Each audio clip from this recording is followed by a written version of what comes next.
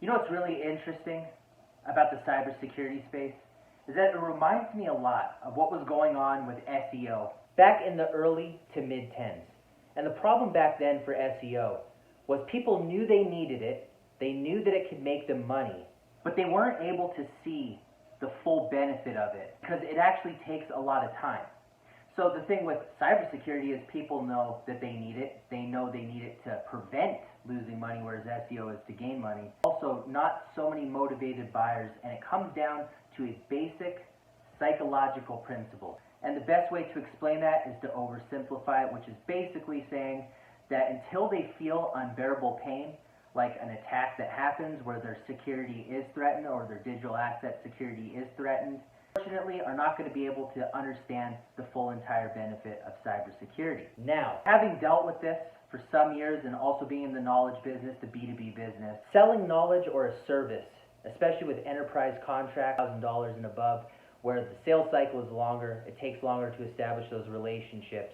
There's a specific process that you have to go through that is very different from other sales representatives that are selling products. Number one thing is you want to simplify your message, and the best way to do that is with similes and metaphors. The perfect way to break down abstract concepts. They're so natural.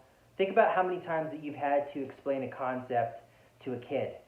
You tell them, okay, it's kind of like, and then you go on with your story. So for instance, in SEO, if I was to explain on page to a new trainee, what I would tell them is it's a lot like a grocery store. Imagine if you went into a grocery store and then you're looking for what you're looking to get, and you go through the aisles and everything's all random and mixed up. You see one thing that's bread, you see the aspirin there, and then you see eggs right at the bottom. Doesn't make sense. Everything should be categorized. That way it's easier for the person to find you. You got to make it as easy as possible for the machine and the person to find whatever it is that they're looking for and whatever you are offering. Simplifying that message so it's crystal clear. I just went through 60 cybersecurity firm websites. I was looking at the copywriting on it, seeing how they're explaining their message. The one major common factor that I noticed is that probably about 95% of them use some sort of technical jargon, which is very impressive to people in the industry. It definitely conveys credibility to other people that understand it. But for the most part, small business owners, startup founders, executives in general, they need to know the benefit of that language. They need to be able to see why knowing that specific language or a certain capability is important and what it could do for them, what problem it actually solves for them. If you were to relate it to the SEO example, if I was to say that I could build you 20 backlinks, well, that's going to be impressive to another SEO, but to them, they're not going to care. I would have to tell them that by doing that, content is going to be seen to have recurring traffic month over month. It just takes a little bit of time. It gives their website more equity, so on and so forth. You get to simplify that message by understanding the problems it is that you solve. The curse of knowledge is tough to get past. What happens when you have such deep knowledge of something that's so advanced technically that you forget what it was like before you knew it? So simplify it, don't dumb down the message, but make it clear. Number two, that you train and invest in your current sales team. They should be doing their homework. They should have the ability to empathize and know your customers' problems like the back of their hands, and then be able to explain that. Invest or train your business development reps or team in the technical concept, but from the prospect's point of view. So especially if you have to set meetings or appointments, and your model relies on big contracts and relationships, you have to cut through the noise quickly. So your reps need to be able to empathize and then do their homework daily to stay on top of industry trends. They should be able to adapt their messaging at will. Dynamic writing style with cold email, cold script writing is key in the B2B industry space. They'd be able to sound like an expert problem solver, almost like a consultant. Conversation opens up, then tap into your technical expert to show the full credibility of your team.